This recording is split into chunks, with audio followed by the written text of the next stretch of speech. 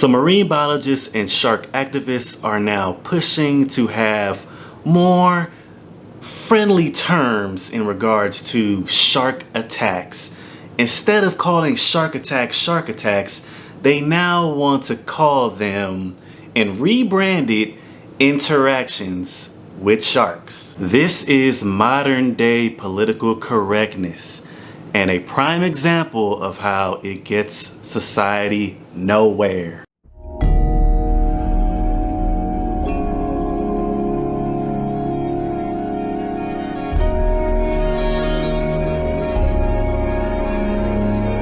And before we get into this video, make sure you hit the like, share, subscribe button, and also get into the description box to get your next order of A-Game, the herbal male solution that promotes strength, energy, vitality, and libido.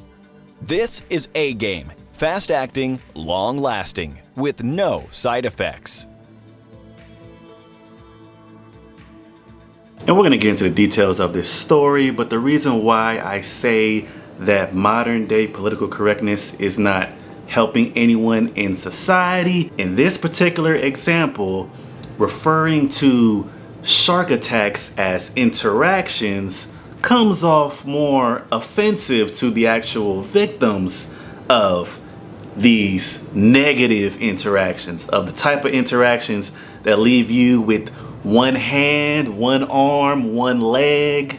So they're more concerned about the reputation of sharks than how the actual victims of sharks feel about this situation. And this type of political correction is just leading to more confusion rather than understanding what a person is saying. If someone tells me that they had an interaction with a shark, it sounds like they went to the aquarium and they went into that little pool that they have with the non-aggressive little baby sharks, and they were rubbing on those little sharks, because that's what I've done myself when I went to the aquarium. So when I hear interact with a shark, I'm not thinking, oh, this person almost lost their life because of this incident with this shark, this attack with this shark. So to me, it's a bit odd that they want to push for this type of political correctness. For the sake of who? Because I don't understand how this level of political correctness will even help sharks. I don't think that there's any data to suggest that the stigmatization of sharks by using the word attack has led to more sharks being hunted. I don't know if there's any data to actually back that up. And the reasoning is poor behind this whole thing, because imagine if we tried applying this to people. I sure hope no one's planning on doing that. You never know these days, but imagine if we tried applying this to people. So imagine if I tried to tell you about an incident that I had. Imagine if I was explaining this to the police. Hey, me and that dude over there, we had an interaction and it didn't go well for him. The police officer is going to obviously ask, okay, when you say interaction, what do you mean by that? Hey, if we start applying this to people, see how vague and misleading the language becomes? See how we're missing out on the information. We're missing out on what actually occurred because we're misusing words at this point. Interaction is a very neutral word, which is their goal behind doing this. They want to change the language to a very neutral term, so you don't really know what actually happened. You see where political correctness gets us? It gets us more lost, more confused, and we gain nothing by implementing this type of political correctness. We don't gain anything from it.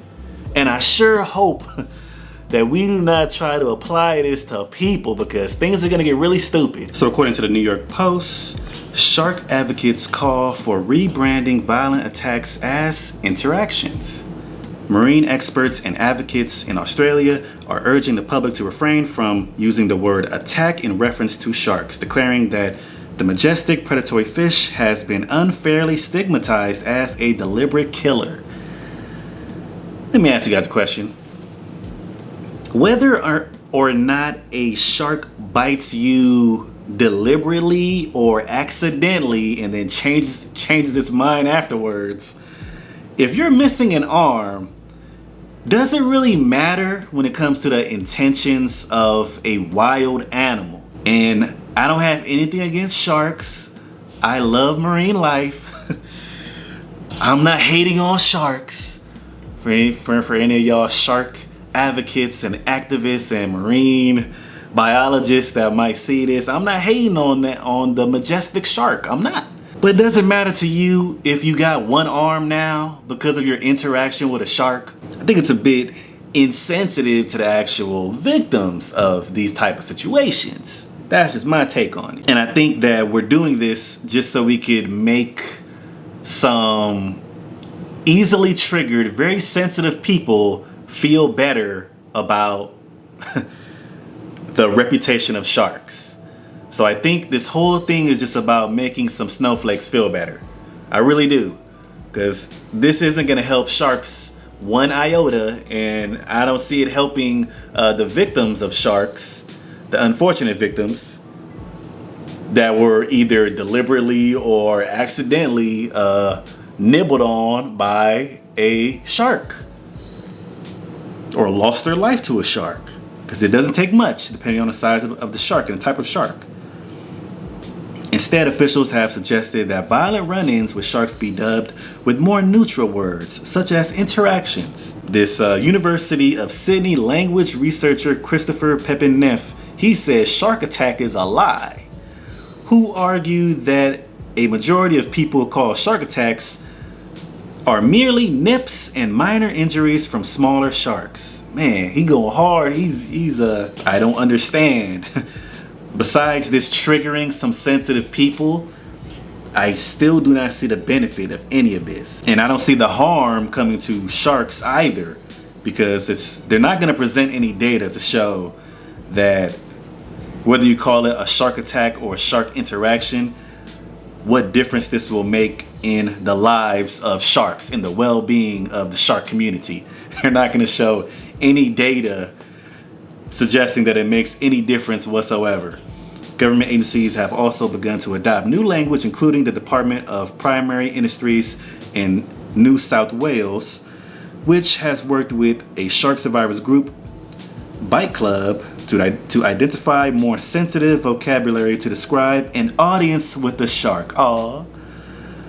Sounds very formal. Sounds very very friendly. An audience with a shark. An audience. I like sharks myself, but I am not gonna call a shark attack a shark interaction. I'm fine calling it a shark bite, but no, I'm not gonna call it a shark interaction. Government officials and researchers in Australia have dropped the word attack in favor of shark encounters, incidents, or simply bites. Leonardo Gouda, shark researcher at the Australian Marine Conservation Society, told the Sydney Morning Herald, "The change is important because it helps dispel inherent assumptions that sharks are ravenous, mindless, man-eating monsters." And then they go on to state, well, the article goes on to state, to describe shark interactions more accurately helps improve the public's understanding of sharks and how they behave. He added, "The move is indicative of a wider trend in animal advocacy, as seen by people for the ethical treatment of animals' recent campaign to denounce insults that implicate animals, such as," this is funny, "such as calling someone chicken or a pig."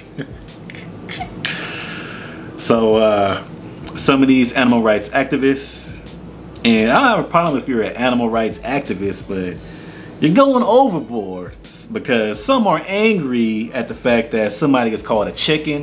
You know, someone trying to say that you're cowardly, or if you call someone a pig, because I guess that's disrespectful to the animal. The Sydney Morning Herald asked Queensland Department of Agriculture and Fisheries to clarify their stance, and they responded that there has been no formal direction in this space, while iterating that some people may just have a personal preference for the language they use. I'm glad they said that, because I certainly do, and I'm sure that other people do as well. And personally, I do not like the language police. I don't like it. I don't like this oversensitivity when it comes to just describing things. especially when it leads to a misunderstanding. The state of Victoria's fisheries authorities is still calling them attacks on their shark smart advice website. But I'm curious what you guys think about this whole thing. Make sure you hit the like, share, subscribe button, and blessings to you.